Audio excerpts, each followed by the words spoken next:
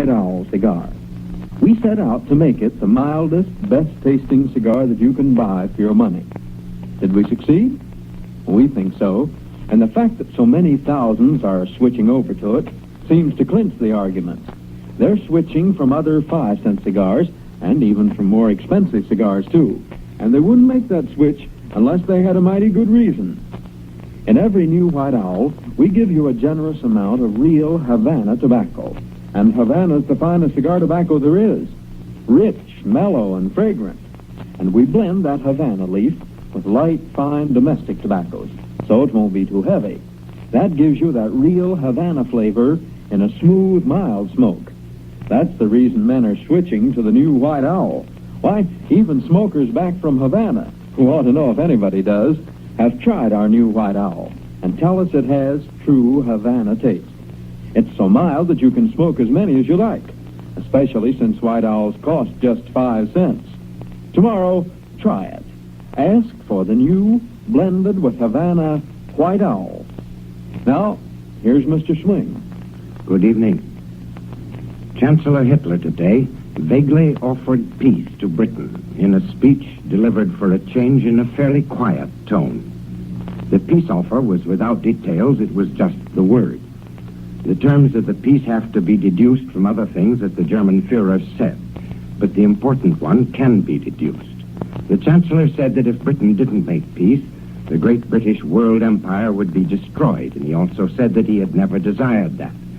So presumably, if Britain will make peace, it can keep most of its empire. As the Chancellor explained that the war was due to what he called the criminal category of Jews, Freemasons, armament manufacturers, war profiteers, international businessmen, and stock exchange jugglers, one can assume that these people will have to be exterminated from British public life. But that's about all to be ferreted out of the hidden meanings.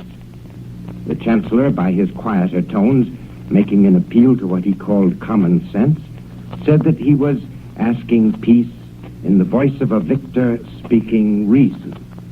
I can see no reason why this war should go on, he declared. I am grieved to think of the sacrifices it will claim. Being a victor's offer, it was made with a threat. The statesmen of Britain, said Herr Hitler, apparently have no conception of the destruction that will be visited on England if Prime Minister Churchill continues to demand a fight to the finish. But one thing is sure, he continued, no Churchill will be left in that case to attempt the rehabilitation of Britain. The people left behind in London will have ideas entirely different from those of Churchill or his colleagues. As the speech reviewed the now-ended Continental War and included a complete eulogy of the German soldiers and people, and was accompanied by the decoration and promotion of some of the highest army officers, it might be thought a suitable prelude to the end of the war. But only if preparations for peace have been made successfully behind the scenes. About peace maneuvers behind the scenes, little can be said with confidence. We do have reports of 3 peace feelers, all of them reaching Britain in the last days. One came through Spain, one from a Vatican source, one from an unidentified Mediterranean power, which might well be Yugoslavia. All the offers, says the London correspondent who tells about them, were rejected. That shouldn't be surprising, for the Hitler peace offer was rejected in advance by Prime Minister Churchill in his last Sunday's broadcast. If Mr. Churchill's rejection was sincere, and there's no reason to doubt that it was, then why did Chancellor Hitler make his speech? Several reasons can be suggested to answer that question. One of them is that it's Hitler's faithful practice to pay attention to the record. If he's about to ask sacrifices of his people, he makes a speech which puts the blame on the other fellow. He argues that he has done his best to be reasonable, and his hand of friendship has been rejected.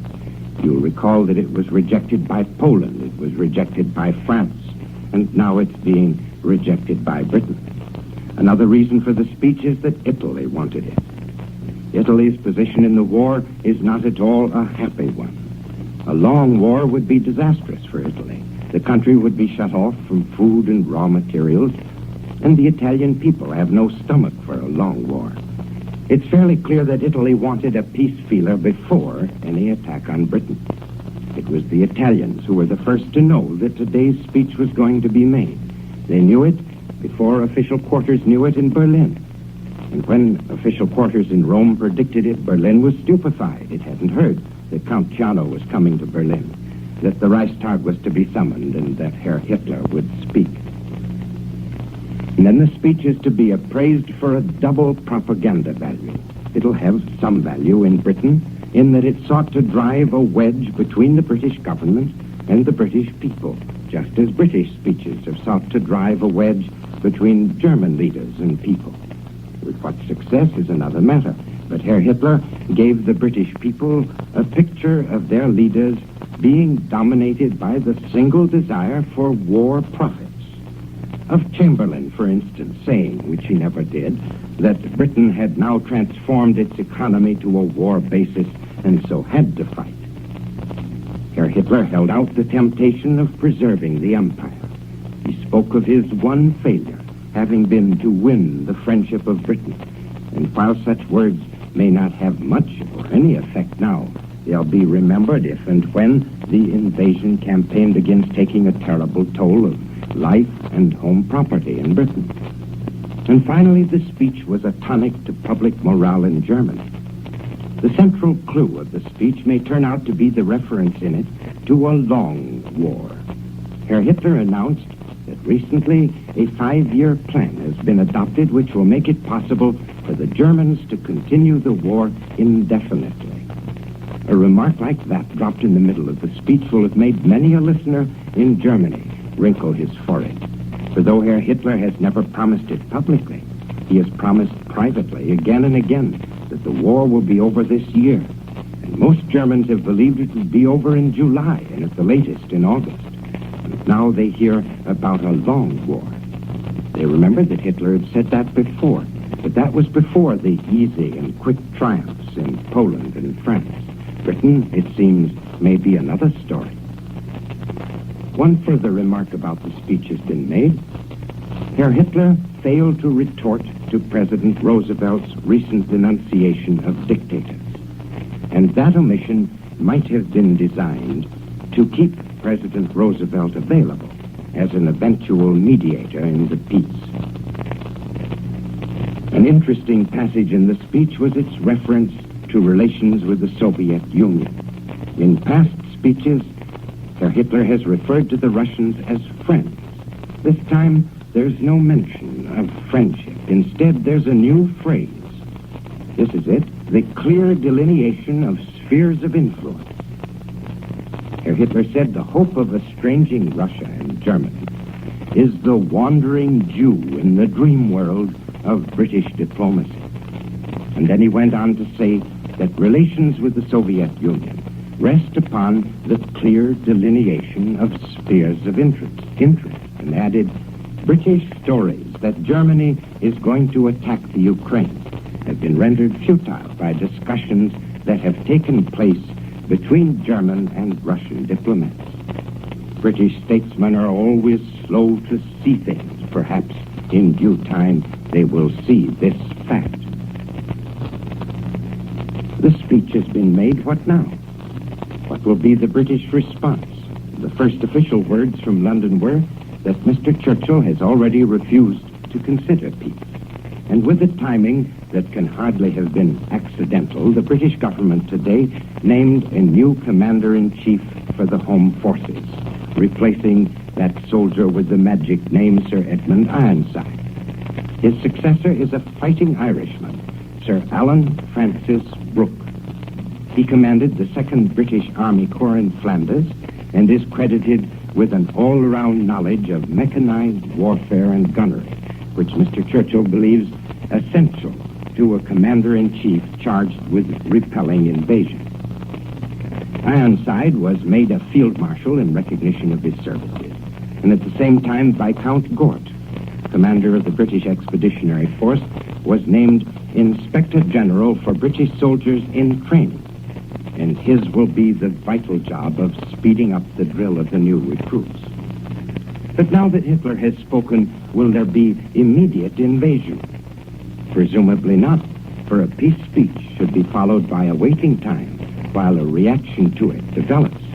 One Italian newspaper writes that the invasion may be put off for as long as a month.